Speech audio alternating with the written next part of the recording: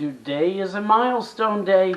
We have finished up the book of Judges. Today is 125, May the 5th.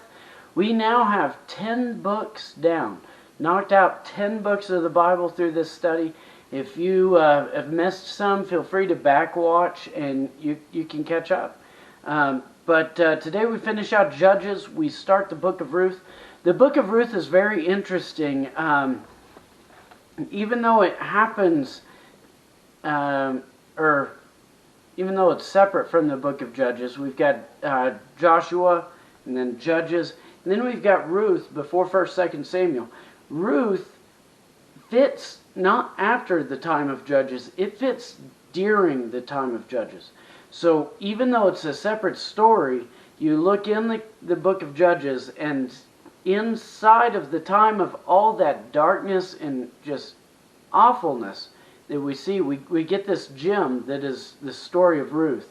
And so we get to zoom in. So we finished all the Judges, and then it's like, oh, but wait, look, God did something good in the midst of all that. And that's the book of Ruth. So Ruth is a pretty cool book. We're only going to spend today and tomorrow. So spoiler alert, tomorrow's also a milestone day. Judges chapter 21, verse 1 through Ruth chapter 1, verse 22, John chapter 4, verse 4 through 42, Psalm chapter 105, verse 1 through 15, and Proverbs chapter 14, verse 25. That's the sections of Scripture for those of you doing the one-year Bible study. Today I want to look at Ruth chapter 1, verse 15 through 18 here. And she said, this is Naomi speaking to Ruth. And she said, see your sister-in-law? She's gone back to her people and her gods. Return after your sister-in-law. But Ruth said, do not urge me to leave you or return from following you. For where you go, I will go. Where you lodge, I will lodge. Your people shall be my people, and your God, my God. Where you die, I will die, and there I will be buried. May the Lord do so to me, and more also, if anything but death parts me from you. And Naomi, when she saw she was determined to go with her, she said no more. You see, the story of Ruth starts off kind of sad. Naomi's husband dies. She has a couple sons. These sons are married, but then those sons died. And so you've got these 3 widows. And back in the culture of the day, if you were a widow, you had to have somebody take care of you. You weren't allowed to work. And so Naomi is heading back to her kinsfolk, trying to find somebody who's willing to take care of her for the rest of her days. But Ruth and Ruth's sister-in-law, they're young. And so Naomi's like, go back to your own gods. It'll be fine. You can get married.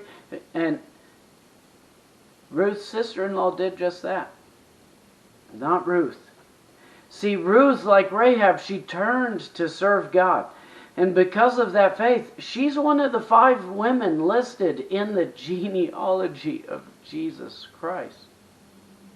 She could have so easily turned back to her own people, to the idolatry and the false gods, where the culture may have been different and taking care of her a little differently. But instead, she was so enraptured by this love that God gave Naomi, by the just the power of God and her faith in Him, that she's like, no, I'm rejecting that old lifestyle. I'm rejecting those old gods. Your lifestyle is my lifestyle. Your God's my God. I am changed. You see, she had been transformed by God. It's a beautiful story of faith.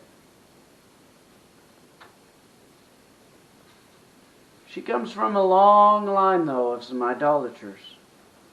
Folks doing the wrong things for the wrong reasons. But this is a really cool love story. She ends up finding this man named Boaz, who redeems her and saves her from this poverty. He marries her, and they have a family together. And then you fall down the genealogy and you get Jesus Christ. It's really cool how God can save even the saddest of stories, even the most broken of times, God can redeem you. And I just want to encourage you with that today. I don't know what you're going through, what you're facing.